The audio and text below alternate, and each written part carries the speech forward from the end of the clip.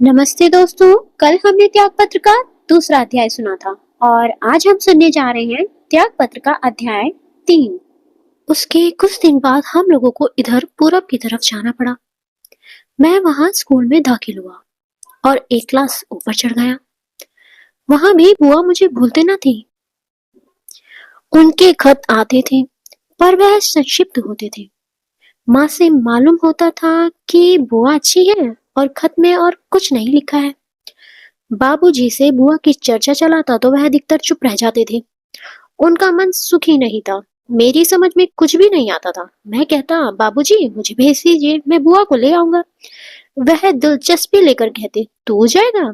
लेकिन देखते देखते वह सब दिलचस्पी लीन हो जाती और कहते, कहाँ जाएगा तू? मृणाल तो अपने घर की है, अपने सुख से रहे, हमें क्या। भैया के कोई 8-10 महीने बाद की बात है। देखते क्या है, बिना कुछ खबर दिए बुआ एक नौकर लड़के के साथ घर चली आई है। पिताजी इस बात से अप्रसन्न हुए, पर वह माँ ने कोई नाराजगी नहीं प्रकट की, बल्कि उन्होंने तो परोक्ष में फूफा को काफी सर्द गर्म तक कह डाला। बुआ आई तो मेरे पुराने दिन ही लौट आए, पर मैं देखता कि बुआ में बहुत परिवर्तन होता जाता है। उनकी तबीयत ठीक नहीं है। इस घड़ी खुश बोल रही है तो अगली घड़ी अंधेरे में अकेले जाकर चुप पड़ जाती है। उनकी शारीरिक अवस्था भी ठीक नहीं थी। सारी देह पीली पड़ी थी और उनको गर्भ था। जी मिचलाए रहता था और खाना पीना कुछ अच्छा नहीं लगता। हर बात से अरुचि मालूम होती थी। मैंने अकेले में उनके पास बैठकर पूछा, अब तो यही रहोगी ना बुआ? जल्दी तो नहीं जाओगी? बुआ ने कहा, नहीं जाऊंगी। पर मुझसे आने जाने की बात क्यों करता है? अपने पढ़ने लिखने की बात किया करना। कहते कहते आंखें उनकी जाने कैसी हो आई थी और उनकी वाणी कांप कर रुकना चाहती थी। मैंने अपनी समझ में जाने क्या कुछ समझ कर कहा, तो बुआ वहां जाने की कभी जरूरत नहीं है, मैं नहीं जाने दूंगा। बुआ ने कहा, भला किस जोर से नहीं जाने देगा? बस कह दिया नहीं जाने दूंगा।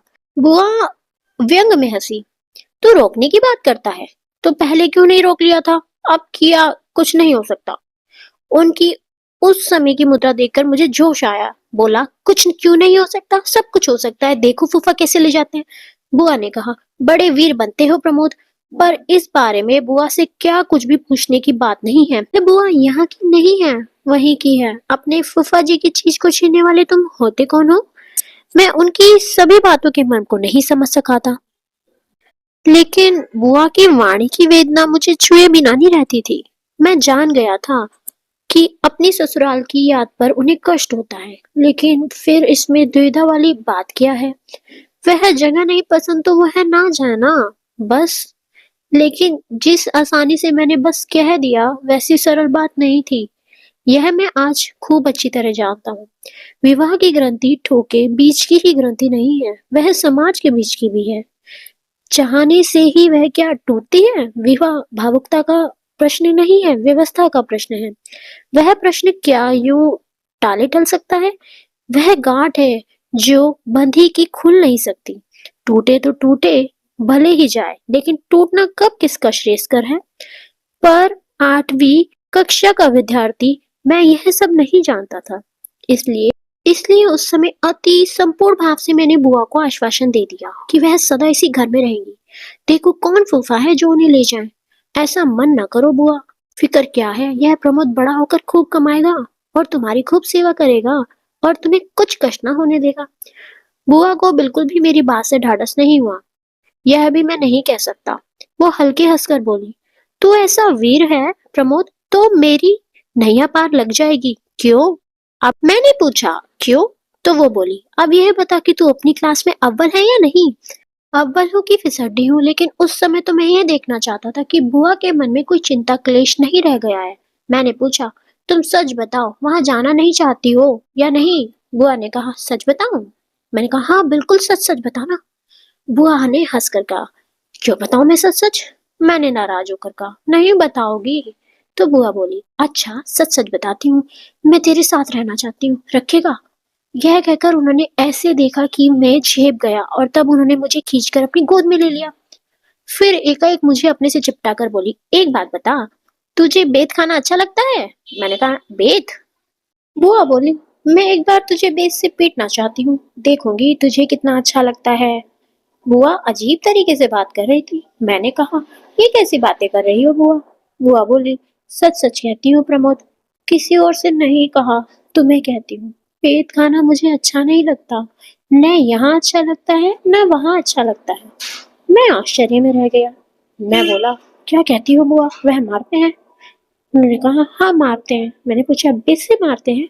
बोली, हाँ बेत से मारते हैं। क्यों मारते हैं? मैं खराब हूँ इसलिए मारते हैं। सुनकर मुझे उस समय बुआ के चेहरे की ओर देखा नहीं गया। आवेग से भरकर अब मैंने अपना मुंह उनकी छाती में दुबका लिया। वहां दुबका हुआ मैं चाहने लगा कि बुआ को अपनी गोद में ले लेता और धीमे धीमे उनके माथे पर थपकी देकर कहता, वह सब भूल जाओ बुआ, बुरा खराब सब भूल जाओ। वह भी जगह है जहाँ कोई खराब नहीं है और जहाँ कोई बात नहीं है। हम दोनों वहीं चलकर रहेंगे। यह सोचता हुआ मैं बुआ की छाती में चिपका रहा। मुझे मालूम हुआ कि बुआ के मन में उच्छ्वास भर आया है। उनकी आंखों की एकाध बूंद भी मुझ पर गिरी। मुझे सारी बातें ज्ञात नहीं, लेकिन पिता और फूफा जी में कुछ पत्र व्यवहार हुआ था। पत्र व्यवहार काफी लंबा हुआ। 3 महीने बुआ हमारे यहाँ रह गई।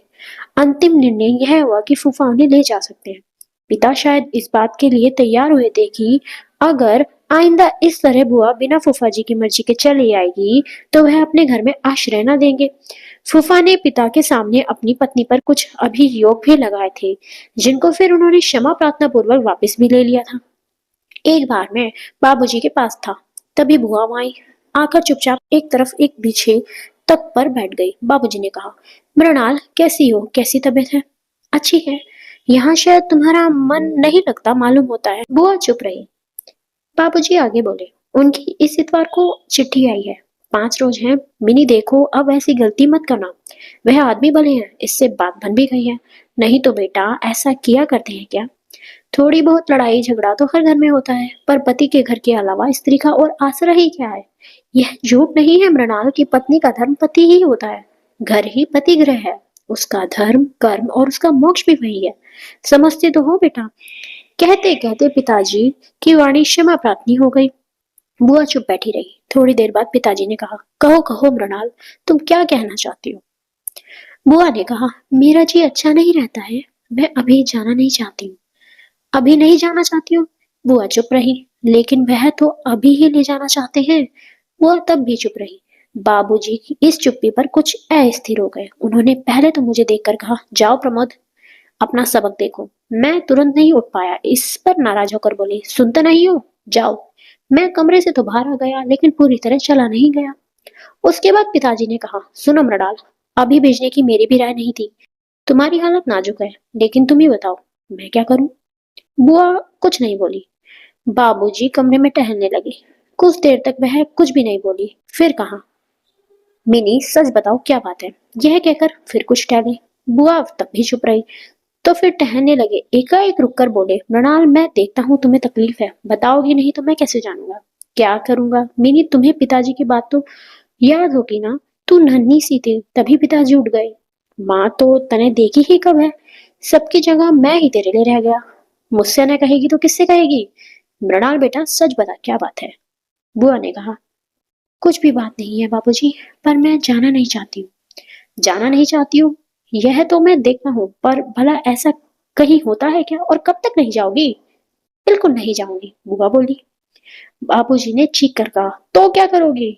आप यहाँ से निकाल दोगे तो यहाँ से भी चली जाऊंगी। बाबूजी को इस पर रोष आ गया और वो बोले, कहाँ निकल जाएगी? पिताजी मुझे नन्ही छोड़कर चले गए थे ना। कोई राह बता दे तो मैं भी वहीं जाना चाहती हूँ। इसके बाद मुझे कुछ नहीं सुनाई दिया। पिताजी के फर्श पर जोर जोर से चलने की आवाज मुझे अवश्य आई। 2 बार खांसने की आवाज भी आई, मानो कुछ बार बार गले में भर आता हो। 2 3 4 5 मिनट में मैं प्रतीक्षा में रहा। पिताजी के तेज कदमों की धमक, खांसी और कभी जोर से उठता हुआ उनका उच्छ्वास ही मुझे सुनाई दिया। आखिर मैं बाहर से खिसक गया। इसके बाद मिलने पर मैंने बुआ से पूछा, बुआ पिताजी भेजने को कहते हैं?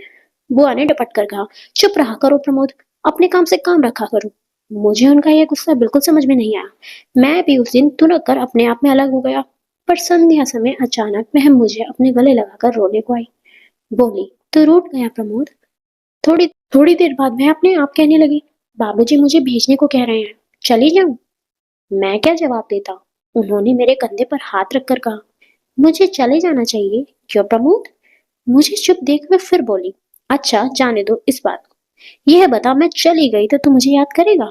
उस समय मैंने कहा, बुआ मैं तुम्हें पीछे बहुत याद करता रहा, मर जाऊं तो भी याद करेगा? मैं तब समझदार था, कहा ऐसी बात मत करो बुआ, मैं नहीं सुनना चाहता। अच्छा एक बात बता, तू बड़ा हो जाएगा तब मैं बुलाऊंगी तो तू आएगा? मैंने बोला, फौरन आऊंगा बुरा, कैसे भी हालात में आएगा, तू आएगा ना? मैंने कहा, हाँ आऊंगा। तो सुन, मैं कहती हूँ तू नहीं आएगा, मैं तुझे बुलाऊंगी ही नहीं। कहती हूँ तुम सब लोग मुझे भूल जाना, मैं जैसी गई वैसी मरी। इसके बाद मैं तुम लोगों को बिल्कुल तकलीफ नहीं दूंगी। थोड़ी देर के बाद बुआ ने मुझसे पूछा, तू जानता है पति का घर क्या होता है? मैंने कहा, मैं नहीं जानता। बुआ बोली, पति का घर तो स्वर्ग होता है। मैंने मान लिया कि स्वर्ग होता होगा, लेकिन मेरे इस सहज भाव से मान लेने से उन्हें सांत्वना नहीं। बोली, वह तो स्वर्ग ही होता है ना, जिसके लिए ऐसा नहीं है वह अभागनीय। मुझे चुप देखकर वह आगे बोली, जानता है स्वर्ग क्या होता है? जल्दी से मैंने अपने आप ही बोला, स्वर्ग बड़े आराम की जगह होती है, वहां तो देवता रहते हैं। अगले ने माँ से कहा कि धोबी को कपड़ों के लिए कह दे, इतवार तक आ जाए, क्योंकि फिर जाना है। दो चार छोटी मोटी चीजें भी बाजार से मंगाने को कही। उस समय मैं अपने सामान को ठीक संगवाने में प्रवृत्त दिखने लगी। इस बक्से का सामान उसमें हो रहा है, उसका इसमें हो रहा है। इस बार पुस्तक को साथ नहीं ले जाऊंगी। पुस्तक अच्छी चीज नहीं होती, उन्हें अच्छी नहीं लगती, उनसे समय बर्बाद होता है। नहीं, इस बार नहीं, न किसी प्रकार की पुरानी किताबें मुझको चाहिए। दोपहर तक वह इसी प्रकार प्रवृत्ति की। फिर खाना खाकर जो लेटी तो सिर में जोर का दर्द हो गया। मैंने कहा, बुआ क्या है? बोली, सिर में दर्द है। मैंने कहा, माथा दबा दूं? वो बोली, नहीं, बाम लगा दो। मैंने कहा, नहीं, यूडी क्लोनी की पट्टी लाता हूँ। अरे नहीं नहीं नहीं। मालूम हुआ कि उन्हें 2-3 रोज से सख्त कब्ज है, पेट पत्थर हो रहा है। मैंने कहा, डॉक्टर? बोली, कोई डॉक्टर वॉक्टर नहीं। मैंने कहा, फिर? तो वो बोली, सब ठीक हो जाएगा। दर्द बढ़ता ही गया। तीसरा पहर होते होते छटपटाने की नौबत आ गई, लेकिन वह अकेली पड़ी रही, किसी को पास नहीं बुलाया। मैं कई बार बाबूजी को कहने को जाने को हुआ, पर बुआ ने ऐसी छिड़की दी कि मेरी हिम्मत ना हुई। अब उनके पेट में भी तकलीफ मालूम होती थी। दर्द रह रह कर उठता था, जैसे कोई भीतर बैठा दम ले लेकर आते एट रहा हो। दर्द के मारे उनकी आकृति भयंकर होती। मैं नहीं जानता था कि मैं किस प्रकार सब सह गया, और मैंने किसी को खबर ना दी। मैं कहने जाने को होता और वह अपनी कसम दिलाकर मुझे रोक लेती थी। कहते कहते कह उठती थी कि तुझे मेरी मौत की ही पातक लगे जो तू किसी से कहे। मैंने कहा, फिर कैसे होगा? बुआ बोली, पेट का दर्द है, अपने आप सब साफ हो जाएगा। देख, बाजार जाए तो जरा जमाल गोटा ले आना, याद रहेगा जमाल गोटा? मैं अब बुआ के बारे में शंकित हो गया था। पूछा, यह क्या चीज होती है?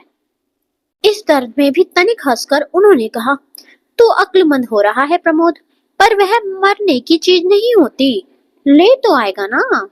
मैंने पूछा, उससे तबीयत ठीक हो जाएगी बुआ? बुआ बोली, हाँ हो जाएगी, तू जाएगा? जमाल गोटे के सेवन से उनकी तबीयत का जो हाल हुआ वह कहना बहुत मुश्किल है। माता पिता दोनों चिंतित हो गए। मैंने भय के मारे कुछ नहीं कहा। आशंका हो गई कि कहीं गर्भ ना जाता रहे। वह तो नहीं गया, पर और सब कुछ हो गया। 3 रोज में उनका ऐसा मुंह निकल आया कि तरस आता था, जैसे मरकर जी हो। करुणा होती थी, लेकिन करुणा हद लांघकर क्रोध हो जाती है। क्या? गुस्से में भरकर मैंने बुआ को खूब सख्त सुस्त कहा। सुनती रही, फिर वह बोली, तू भी मुझे ही कहेगा प्रमोद? और नहीं तो किसे कहूंगा? अच्छा, तू भी कह ले। बुआ ने कुछ ऐसे भाव से यह बात कही कि मेरा काठिन्य अपने में ही कुंठित हो गया। मैं कातर हो गया। कहा, फिर यह तुमने क्या किया बुआ?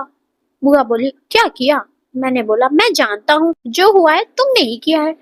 इस पर कुछ देर बंधी निगाह से मेरी ओर देखते रहकर वह बोली, सच जान प्रमोद, मैंने कुछ नहीं किया, मेरी मति भ्रष्ट हो गई है, मुझे कुछ ठीक नहीं सूझता, मैं जो करती हूँ क्या जानती हूँ, यह मुझे कोई भी समझाने वाला नहीं है।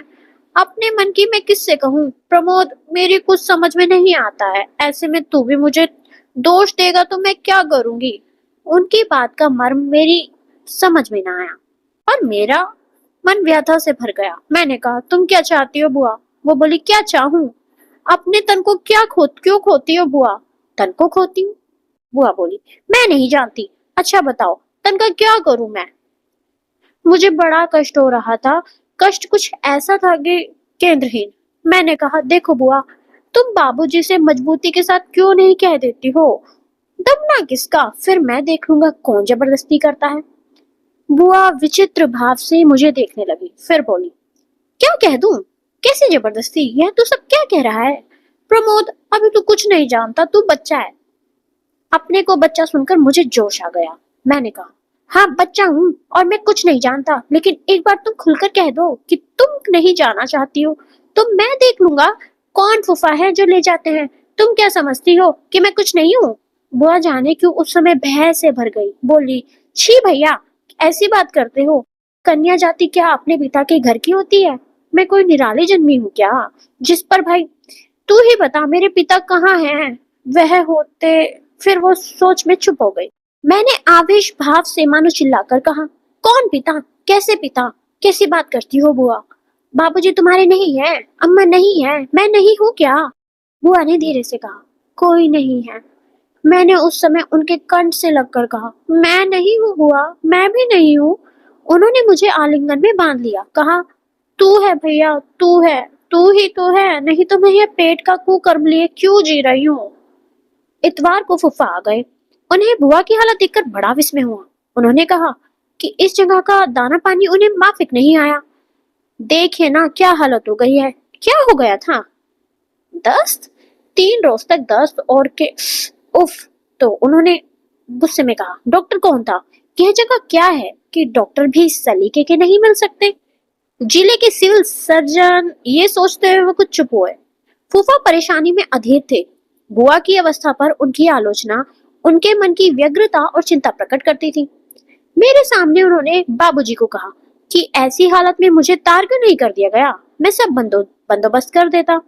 हमारे यहाँ का पानी और घी दूध कैसा है आप तो जानते ही हैं। ऐसी ही गिरी तबीयत हो, वहां देखते देखते समझ जाती है। पिताजी से कुछ विशेष उत्तर नहीं बन पड़ा। ऐसा मालूम होता था कि उन्हें स्वीकार है कि बेशक उन्हीं का अपराध है। पिताजी ने 2 एक बार कहा कि खैर, हालत कमजोर है, कुछ दिन ठहर कर ले जाए तो क्या बेहतर ना होगा? पर हालत कमजोर है तब तो फूफा जी का कर्तव्य और भी स्पष्ट हो जाता है ना। आप ही सोचिए, ऐसी हालत में उन्हें छोड़ जाना कहाँ तक मुनासिब है? पर आप देखिएगा कि वहां पहुंचकर थोड़े दिनों में तबीयत हरी हो जाती है। और सच पूछिए तो छोटे मोटे रोगों की परवाह करना उनकी परवरिश करना है। 100 दवाओं की एक दवा है, बेफिक्री। फूफा ने फिर कहा, आपने उन्हें समझा तो दिया ही होगा, जरा सेहत का ख्याल रखा करें और दुनिया का भी जरा लिहाज रखना चाहिए। आप जानिए बहू बेटियों की चलने की रीति नीति हुआ करती है। अपने तो वही पुराने अकीदे हैं। अपना कूलशील चला जाता है, वह ना निभा तो फिर क्या रह गया? जरा ये बातें समझा देनी चाहिए। मैं तो अपनी तरफ से थोड़ा बहुत कहता ही हूँ, लेकिन आप जानिए आपकी बात का मुझसे कहीं अधिक असर होगा। मैं 8वीं कक्षा में पढ़ता था, तब मैं क्या समझता हूँ, क्या नहीं समझता हूँ। फिर भी वह बातें मुझे बिल्कुल अच्छी नहीं मालूम हो रही थी। जी में कुछ बेमतलब सा गुस्सा चढ़ता आता था। जी होता था कि वही के वही कोई दुस्साहस कर डालूं। ऐसे भाव की कोई वजह न थी, पर बाबूजी की कुछ दबी हुई स्थिति समझ उनके चेहरे पर देखकर बड़ी खीज मालूम हो रही थी। पर जाने मुझे क्या चीज रोक रही थी कि मैं फट नहीं पड़ा। बाबूजी ने फूफा जी के जवाब में कहा, जी हाँ, जी हाँ। सहसा फूफा मेरी ओर मुखातिब हुए, कहा, कहिए जनाब। ओ, याद आया, प्रमोद। मैंने कहा, प्रमोद मेरा नाम है, इससे किसी को कुछ क्या मतलब है? और मैं कुछ नहीं बोला इसके बाद। उन्होंने पूछा, किस दर्जे में पढ़ते हो? मैंने कहा, इस छमाही इम्तिहान में फेल हो गया हूँ। वो बोले, फेल हो गए हो? यह खबर तो बुरी है। किस जमात में? फिर मैं चुप रहा। जो बोलूं, मैं नहीं बोलता। उन्होंने बोला, घबराओ नहीं, किस जमात में पढ़ते हो? मैंने बोला, मैं फेल होने से नहीं डरता। उन्होंने बड़े प्रेम से कहा, फेल होने से डरना चाहिए भाई। जो मन लगाकर शुरू में पढ़ते हैं वही तो आगे जाकर जिंदगी में कुछ करते हैं, समझे? अच्छा यहाँ आओ, आओ हमारे पास आओ। मैं अपनी जगह रहा, टला नहीं। पिताजी ने कहा, जाओ बेटा जाओ, जवाब दो। तब मैं छाती निकालकर चलता हुआ फूफा के सामने खड़ा हो गया।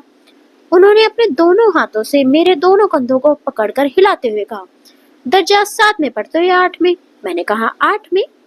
देखो, कक्षा में फेल नहीं होना चाहिए। अच्छा बतलाओ, इकन्नी लोगों की दुपन्नी? कहकर उन्होंने अपनी जेब में हाथ डाला। मेरे मन में अपने मन का पाप कह देने की इच्छा हो रही थी। उस समय मेरे मन में हुआ था कि उल्टे ये ही मुझसे एक अन्नी ले, चाहे तो 2 अन्नी ले ले, पर इन बड़ी बड़ी नुकीली मूंछों को खींचना कैसा मालूम होगा। मैं उनकी मूंछें खींचना चाहता था, यह जानना चाहता हूँ। हो तो चलो इस बात की अठन्नी ही दे दूंगा, मैं ये सोच रहा था। 2 मुठिया मेरे सामने आई और फिर फूफा बोले, बोलो कौन सी लोगे? मैं देखता रह गया, मैं कुछ नहीं बोला। फूफा बोले, जल्दी बतलाओ, नहीं तो दोनों का माल उड़ जाएगा और फिर ताकते रह जाओगे। मुझको बहुत बुरा मालूम हो रहा था। मैंने कहा, आपको चाहिए तो मैं 2 अन्नी दे सकता हूँ। सुनकर झेप के साथ फूफा हा हा करके हंस पड़े। उनकी हंसी की कृत्रिमता और झेप देखकर मुझे बड़ा गर्व हुआ। मैंने कहा, मैं 8वें दर्जे में पढ़ता हूँ और इस इम्तिहान में अव्वल आया हूँ। फूफा इस पर फिर से हंस पड़े, हा हा हा हा। मुझे ऐसा मालूम हुआ कि वह मुझसे असंतुष्ट हुए और उनके असंतोष में जाने क्यों मुझे प्रसन्नता हुई। ऐसा मालूम हुआ जैसे पिताजी का मैंने बदला लिया है। अगले दिन जाने की तैयारियां होने लगी। मुझसे बुआ ने कहा, प्रमोद, मेरा कहा सुना सब माफ करना, जाने तुम लोगों के अब कब दर्शन हो। मैंने तय किया था कि बुआ के लिए मुझे मजबूत बनना होगा, पर बुआ के सामने मेरी मजबूती सब टूट जाती थी। बुआ की यह बात सुनकर मेरा चित्त बेहाल हो गया।